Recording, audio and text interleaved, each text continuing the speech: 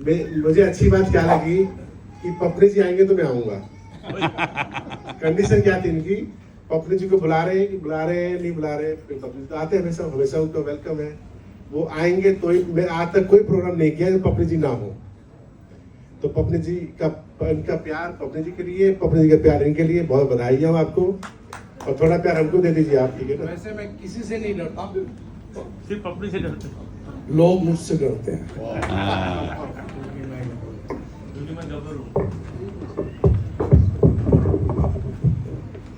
दोस्तों, कम इन सेंटर। हाँ, और माइक्रोफोन को थोड़ा नीचे। हाँ, आपको लेके आते हो। जिसकी मस्ती जिंदा है, समझो उसकी हस्ती जिंदा है, वरना वो इंसान जबरदस्ती जिंदा है। संजय भाई और थाई इंडियन थिएटर की ओर से 4 लाइनें मैं आपको समर्पित करता हूं। मेरी जिंदगी की लड़ाई अभी और बाकी है, मेरे इरादों का इम्तिहान अभी और बाकी है। अभी तो नापी है मुट्ठी भर जमी हमने, अभी पूरा आसमान आगे आगे बाकी है।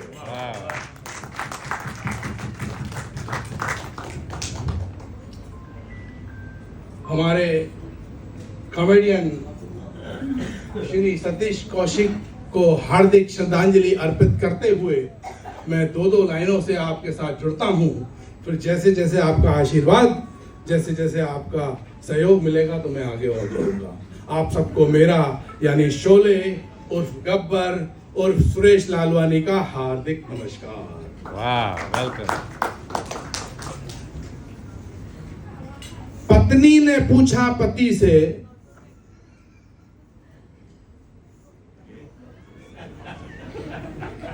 क्योंकि मेरे पास पति पत्नी के अलावा कुछ है ही नहीं,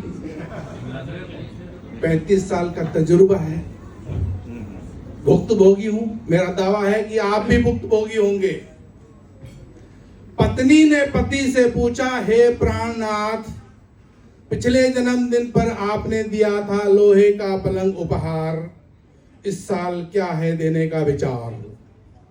पति बोला, इस साल उपहार देने के सारे रिकॉर्ड तोड़ने वाला हूं। पिछले साल जो लोहे का पलंग दिया था, इस साल उसमें करंट छोड़ने वाला हूं।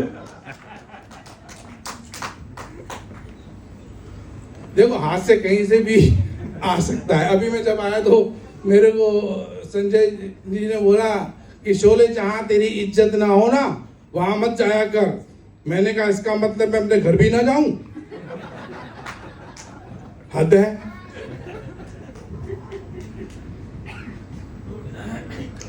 होली के दिन साली जी को हमने छेड़ते हुए ये कहा, होली के दिन छेड़ते हुए हमने साली जी को ये कहा, ये तो अच्छा हुआ तुम्हारी दीदी को मैं मिल गया, वरना राम जाने कौन मिलता। साली जी मुस्कुरा करके बोली, जीजा जी, दुनिया में बेवकूफों की कमी थोड़ी ही ना है, आप नहीं मिलते तो कोई और मिलता।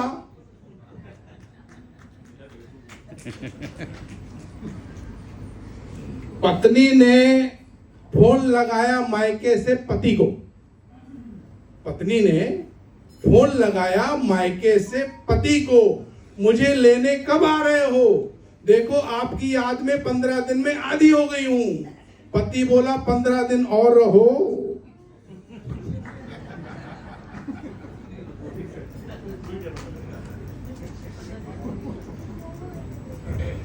शेर शेरनी से नहीं डरता, क्योंकि प्यार करता है, शादी नहीं करता।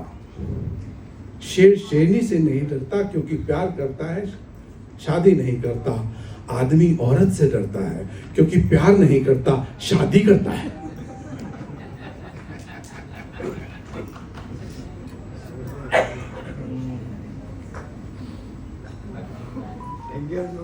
डेंजर हूं मैं। अरे, इसलिए मेरी पत्नी मेरे साथ आती नहीं। रिकॉर्ड कर रहा हूँ। एक दिन यमदूत मेरे घर आया, सुनिएगा, देखो, एक दिन यमदूत मेरे घर आया, दरवाजा खटखटाया, मुस्कुराया, बोला शोले मुझे तुम्हारे प्राण चाहिए जस्ट। मैंने अपनी पत्नी को आगे किया और कहा भाई साहब लेडीज फर्स्ट। वो उसे देखकर घबरा गया, बोला इसे मेरे सामने से हटाओ, मैं इसे देखकर डर रहा हूं। मैंने कहा यमदूत मेरे बाप, इस खतरनाक आइटम के साथ मैं पिछले 35 साल से गुजारा कर रहा हूं। तो वो बोला तू इसी के साथ गुजारा कर, तुझे मारने की क्या जरूरत, तू साले यहीं मर।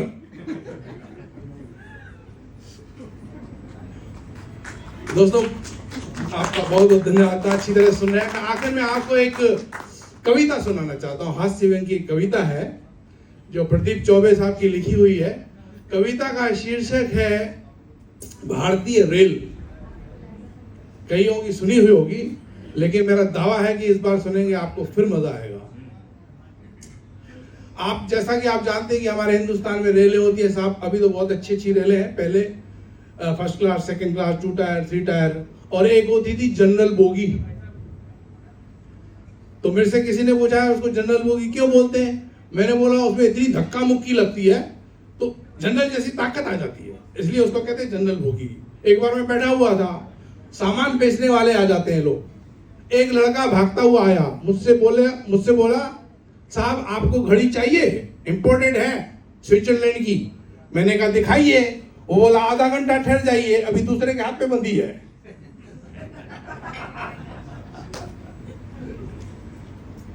भारतीय रेल की जनरल बोगी, पता नहीं आपने भोगी की नहीं भोगी।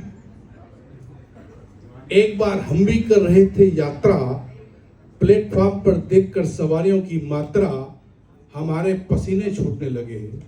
हम झोला उठाकर घर की ओर फूटने लगे। तभी एक कुली आया, मुस्कुरा करके बोला अंदर जाओगे। हमने कहा तुम पहुंचाओगे। वो बोला बड़े बड़े पार्सल पहुंचाए हैं, आपको भी पहुंचा दूंगा, मगर रुपए पूरे 50 लूंगा। हमने कहा 50 रुपया। वो बोला हाँ भैया, 2 रुपए आपके बाकी सामान के। हमने कहा सामान नहीं, अकेले हम हैं। वो बोला बाबूजी आप किस सामान से कम हैं, भीड़ देख रहे हैं, कंधे पर उठाना पड़ेगा, धक्का देकर अंदर पहुंचाना पड़ेगा, मंजूर हो तो बताओ। हमने कहा देखा जाएगा, तुम उठाओ। पट्टे ने बजरंगबली का नारा लगाया और जैसे ही हमें उठाया कि खुद बैठ गया। दूसरी बार कोशिश की तो लेट गया। हाथ जोड़ करके बोला बाबूजी आपको तो भगवान ही उठा सकता है, हम क्या खाकर उठाएंगे, आपको उठाते उठाते खुद दुनिया से उठ जाएंगे। तभी गाड़ी ने सीटी दे दी। हम झोला उठाकर धाए, बड़ी मुश्किल से डिब्बे के अंदर घुस पाए। डिब्बे का दृश्य और घमासान था, पूरा डिब्बा अपने आप में हल्दी घाटी का मैदान था। लोग लेटे थे, बैठे थे, खड़े थे, जिनको कहीं जगह नहीं मिली वे बर्थ के नीचे पड़े थे। हमने एक गंजे यात्री से कहा थोड़ी जगह हमारे लिए भी बनाइए। वो बोला आइए हमारी खोपड़ी पे बैठ जाइए, केवल 2 रुपए देना, फिसल जाओ तो हमसे मत कहना। तभी एक भरा हुआ बोरा खिड़की के रास्ते चढ़ा, आगे बढ़ा और गंजे के सिर पे गिर पड़ा। गंजा चिल्लाया किसका बोरा है। बोरा फौरन खड़ा हो गया। बोरे में से एक 12 साल का लड़का बोला अंकल जी आने का यही एक तरीका है, आप तो एक बोरे में घबरा रहे हैं, अभी ठहर तो जाओ, गद्दे में लिपट के हमारे बाप जी अंदर आ रहे हैं। आप उनको कैसे समझाएंगे, हम तो खड़े भी हैं, वो तो आपकी गोद में ही लेट जाएंगे। एक सज्जन फर्श पर बैठे हुए थे आंखें मूंदे। सीन सुनिएगा। एक सज्जन फर्श पर बैठे हुए थे आंखें मूंदे, अचानक उनके सिर पे गिरी पानी की गरम गरम बूंदें। सिर उठाकर चिल्लाया कौन है साला, पानी गिरा करके मौन है, देखते नहीं नीचे तुम्हारा बाप बैठा है। तभी ऊपर की बर्ड से आवाज आई क्षमा करना बड़े भाई, दरअसल गिरने वाली चीज पानी नहीं, हमारा 6 महीने का बच्चा लेटा है। कृपया माफ कर दीजिए और अपना मुंह भी नीचे कर लीजिए, वरना बच्चे का क्या भरोसा, क्या मालूम उसने अगली बार आपको क्या परोसा।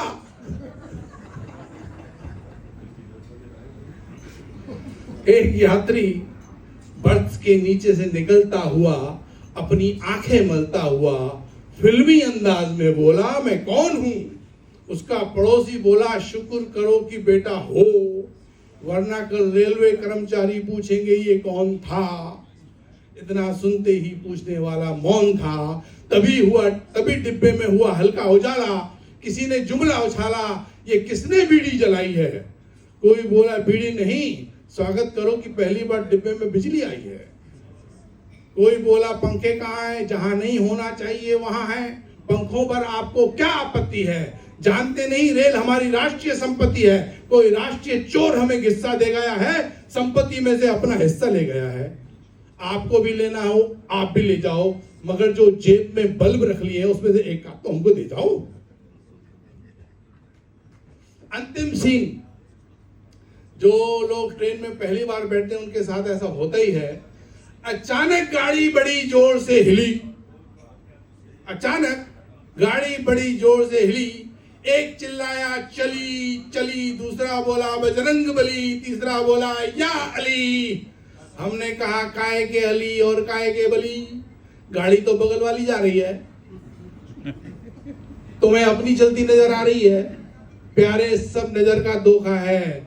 दरअसल ये रेलगाड़ी नहीं, हमारी जिंदगी है। और जिंदगी में धोखे के अलावा और क्या होता है? धोखे के अलावा और क्या होता है? धोखे के अलावा।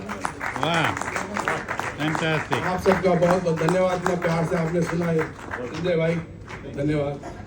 आशा करता हूँ आपको अच्छा लगा होगा सब। पपली जी जी